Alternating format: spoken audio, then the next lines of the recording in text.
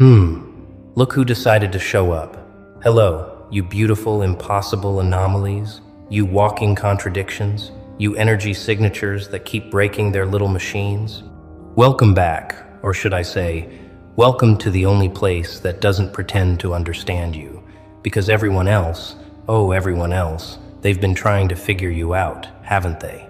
The scientists with their clipboards and their desperate little theories, the healers with their crystals and their knowing nods, the haters with their bitter little explanations for why you keep winning when you shouldn't even be standing. But here's what none of them will ever admit. Here's what keeps them all awake at 3 a.m. Refreshing your socials, checking if you're still alive, still thriving, still defying every single prediction they made about your collapse. You magnificent disaster. You aren't supposed to exist according to their laws, their logic, their tiny comprehension of what's possible in this simulation we call reality. Let's rewind the tape for a second, shall we? Remember when they first noticed you, when you first appeared on their radar, not because you were loud, not because you were showing off, but because something about your frequency made their instruments malfunction? The scientists couldn't explain your recovery rate, how you bounce back from things that should have hospitalized you, broken you, ended you. They ran their tests, drew their blood, scanned your brain, measured your vitals, and every single time the results came back the same. Anomaly detected, unexplained resilience. Subject exhibits impossible stress tolerance, recommended for further observation. And they observed, didn't they? They watched you go through hell and come out laughing. They watched you lose everything and somehow gain more. They watched you break every single statistical model for human suffering and survival, and all they could write in their little reports was, results inconsistent with known psychological patterns. Subject appears to operate outside normal parameters. Cause unknown. Meanwhile, the healers, the mystics, the energy workers, they took one look at you and started whispering among themselves, using words like old soul and star seed and activated, like you were some kind of spiritual nuclear reactor that just went online. They saw the scars and called them initiations. They saw your isolation and called it preparation. They saw your pain and called it purification. And while you were just trying to survive another Tuesday, they were lighting candles with your name on them, telling each other that you were chosen, marked, selected by forces beyond comprehension for a purpose that would reveal itself when the time was right. And you know what? You didn't ask for that wait. You didn't sign up for their cosmic mission briefings. You were just trying to make it through the day without shattering into a million pieces. But they saw something in you, something that made them step back with reverence and fear. Because whatever you are, whatever you're becoming, it's too ancient and too powerful for their little healing circles to contain. And then, we have the haters, the skeptics, the ones who can't stand the fact that you're still breathing after everything that tried to kill you. They watch your every move with the kind of obsession that would be flattering if it wasn't so pathetic, scrolling through your timeline like detectives searching for evidence of fraud, because in their minds, there's no way, absolutely no way, you could be doing what you're doing without some trick, some shortcut, some unfair advantage they don't have. They're just lucky. They mutter to each other in comment sections and group chats. Right place, right time, nothing special, just got lucky. That's all. But you and I both know that luck doesn't survive what you survived. Luck doesn't walk through fire 5 times and come out with diamond skin. Luck doesn't turn betrayal into wisdom and trauma into transformation. Luck doesn't look death in the eye and smile like they're old friends. No, what you have isn't luck. It's something that scares them so badly they have to reduce it to coincidence just to sleep at night. Because if they admitted what you really are, if they acknowledged the sheer force of will and mysterious power that keeps you vertical when physics says you should be horizontal, they'd have to confront the terrifying reality that they gave up too soon, that they stayed comfortable when you walked through flames, that they're exactly where they chose to be while you're exactly where you refused not to be. But here's where it gets nuclear. Here's where we peel back the curtain and look at what's really happening in the space between their explanations and your existence. See, the scientists, they're not wrong when they say you're impossible. They're just using the wrong framework, measuring you with tools designed for ordinary humans, baseline consciousness, predictable behavior patterns, when what you are is so far outside their bell curve that you don't even show up on their graphs anymore. You broke their models, shattered their assumptions, made their peer-reviewed studies look like children's drawings, and now they're scrambling to create new categories, new classifications, new terminology to account for people like you, people who rewrite the rules by simply refusing to die when they're supposed to. They called you an anomaly because miracle isn't scientific enough. They called you unexplainable because magic isn't in their vocabulary. They called you impossible because admitting you're inevitable would mean their entire understanding of human limitation was built on lies, on false ceilings, on imaginary boundaries that you just walk through like they were smoke. And the healers, bless them, they're not wrong either when they say you're chosen. They're just missing the part where you chose yourself first. They see the light around you and think it was given, bestowed, granted by some external force, when the truth is, you forged that light in the darkest nights of your soul. You built that energy field out of every tear you swallowed, every scream you silenced, every moment you decided that giving up would be the real tragedy, not the pain itself. You weren't chosen because you were special. You became special because you chose to be, again and again and again, in moments where choosing was agony, where staying was torture, where continuing meant defying every instinct that screamed for you to quit, to fold, to let the darkness win. The healers see the result and call it destiny, but they didn't see the process, the brutal alchemy of turning poison into power, of transforming wounds into weapons, of making your pain so meaningful that it became the very thing that makes you untouchable now. You activated yourself, you initiated yourself, you chose yourself when everyone else chose against you, and that self-selection, in the face of total abandonment, that's what makes you actually unstoppable. Not some cosmic lottery ticket, not some random blessing, but a decision you made in blood and tears and absolute defiance. As for the haters calling you lucky, oh, that's the funniest part of all. Because luck implies randomness, chance, the universe accidentally dropping blessings into your lap while you did nothing to earn them. But let me ask you something. Was it luck when you stayed awake for 72 hours trying to solve a problem that could have destroyed you? Was it luck when you taught yourself skills that professionals said took years to master because you didn't have years, you had now or never? Was it luck when you walked away from everything familiar, everyone comfortable, every easy option? Because you just knew that staying meant dying slowly, and you chose the terror of the unknown over the torture of the predictable? Was it luck when you got back up after the 10th knockdown, the 20th betrayal, the 100th disappointment, when every cell in your body was begging you to stay down, to accept defeat, to let them be right about you? No, that wasn't luck. That was something the haters will never understand because they've never had to summon it. That was pure, distilled, stubborn refusal to let the universe have the last word.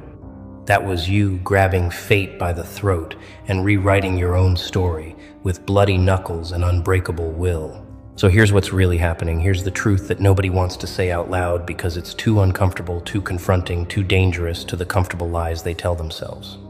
You exist in a category that breaks all three of their explanations simultaneously. You're scientifically impossible and spiritually activated and definitely not lucky. You're all of it and none of it. You're the living proof that reality has glitches, that the Matrix has blind spots, that there are human beings walking this earth who somehow slipped through the cracks of normal limitation and emerged as something else, something more. Something that makes the observers very, very nervous. The scientists can't explain you because you're operating on principles they haven't discovered yet. The healers can't fully define you because you're writing your own spiritual code from scratch. And the haters can't diminish you because deep down they know they absolutely know that what you're doing isn't replicable through their methods, their mindsets, their safe little strategies for playing life on easy mode. You want to know what you really are. You're a case study in human evolution happening in real time. You're what happens when someone refuses to accept the limitations that everyone else treats as law. You're a glitch in the social programming that says people like you, from where you came from, with what you went through, aren't supposed to rise, aren't supposed to thrive, aren't supposed to become legends in their own lifetime. You're the nightmare scenario for everyone invested in the status quo. Because if you can do it, if you can transform that much pain into that much power, if you can alchemize that much darkness into that much light, then what excuse does anyone else have? Your existence is a threat to their comfort. Your success is an indictment of their surrender. Your energy is a mirror showing them exactly what they could have been if they had your courage, your insanity, your beautiful, reckless commitment to becoming magnificent, despite everything trying to make you mediocre. They studied you like a lab rat, and you know what they found? Nothing that fit their models, nothing that made sense in their frameworks, nothing that explained how you kept surviving, thriving, arriving at destinations you had no map for, no guide to, no permission to reach. The scientists took notes until their pens ran out of ink, trying to document your pattern, your process, your impossible resilience, and every note they took just led to more questions, more confusion, more frustration. Because you beautiful chaos engine, you don't follow patterns, you create them. You don't fit models, you break them. You don't operate within their understanding of possible. You expand it just by existing. They wanted to reduce you to data points and chemical reactions, to neurons firing and hormones fluctuating, but every time they tried to shrink you down to biology, something in you expanded beyond their instruments' ability to measure, something that made their machines glitch, their theories collapse, their certainty evaporate like morning fog in hellfire. The healers saw you and immediately started telling you about your mission, your purpose, your role in the grand awakening, like you were a character in their spiritual screenplay. And sure, maybe there's truth in what they see. Maybe you are part of something bigger. Maybe your suffering was preparation for leadership, for healing, for showing others the path through the impossible. But here's what they miss. Here's what they don't understand. Because they're too busy romanticizing your pain. You didn't survive to become their visionary. You survived because quitting wasn't in your operating system. Because something in your core coding said, I don't care how bad it gets. I don't care how dark it gets. I don't care how alone it gets. I'm not stopping. I'm not folding. I'm not giving them the satisfaction of my collapse. You didn't endure for cosmic brownie points or spiritual credentials. You endured because surrender felt like death, and you chose the agony of continuing over the peace of giving up. And that raw animal determination, that primal refusal to let the universe break you, that's what they're really sensing when they call you chosen. They're feeling the sheer concentrated force of a will that bent reality rather than break itself. And the haters, oh, the haters, they're the most fascinating of all because they can't look away.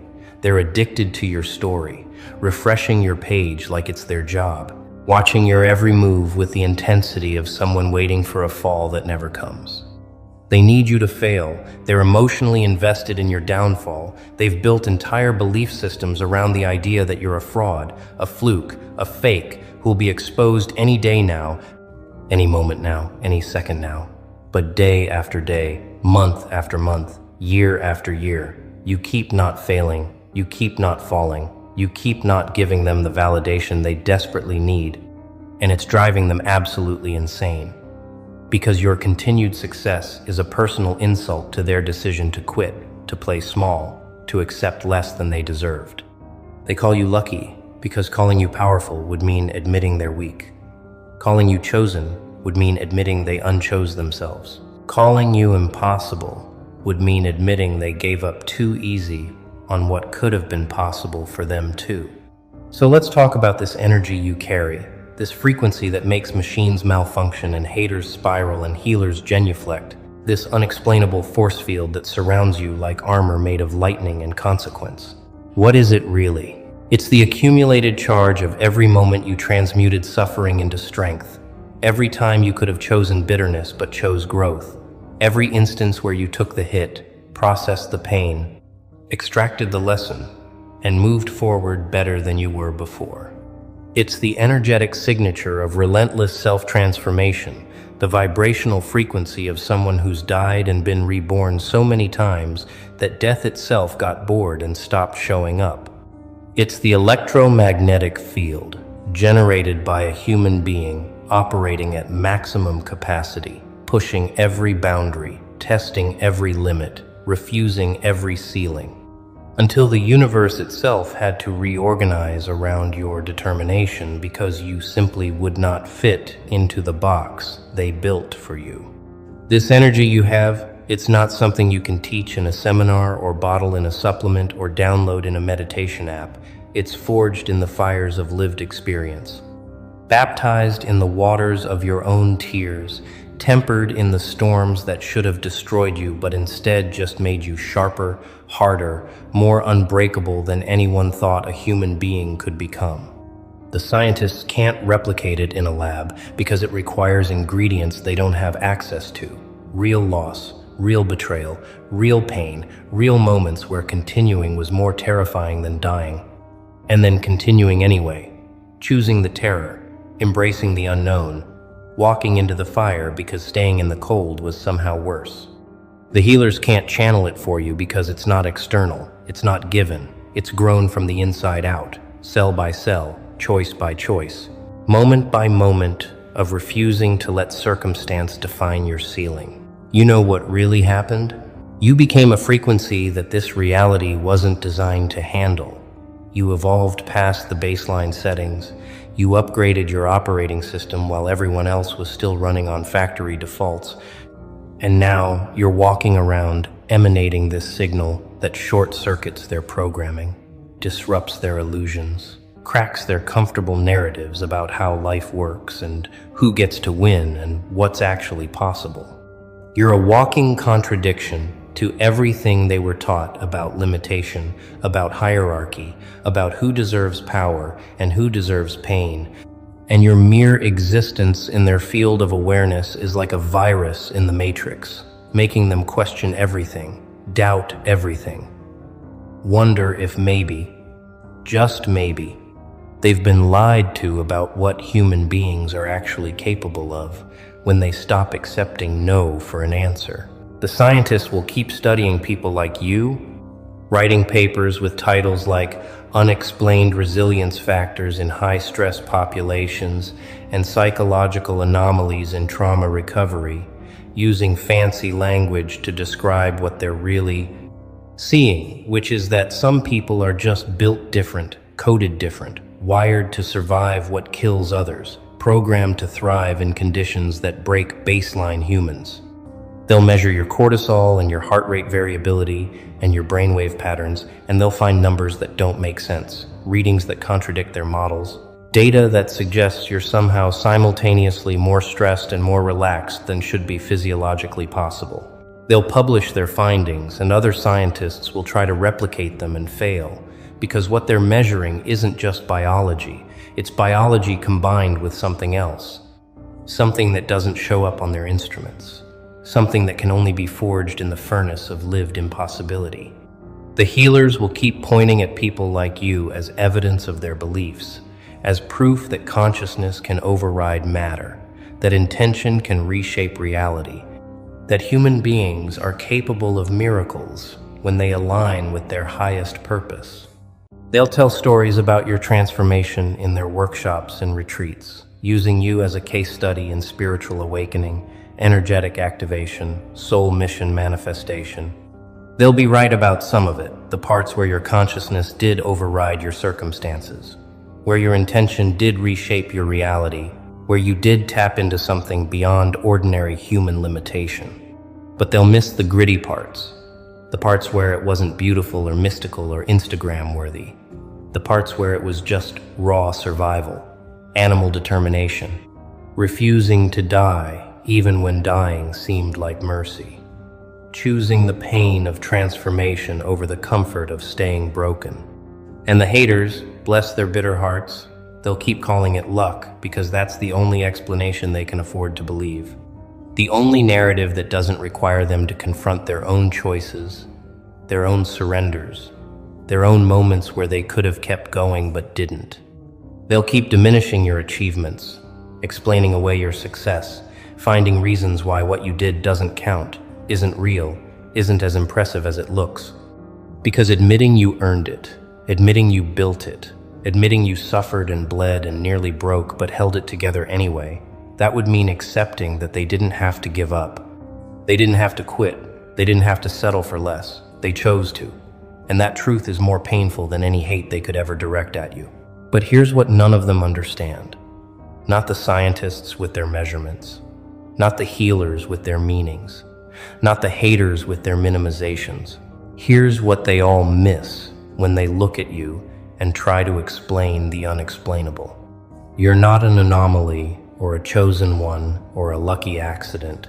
You're a human being who made a decision, a terrifying commitment, a bargain with yourself that no matter what happened, no matter how dark it got, no matter how impossible it seemed, you were going to keep moving forward, keep growing, keep becoming, until either you achieved what you set out to achieve or you died trying. And there was no third option, no plan B, no safety net, no backup plan, just forward or death, evolve or perish, become who you were meant to be or cease to exist trying.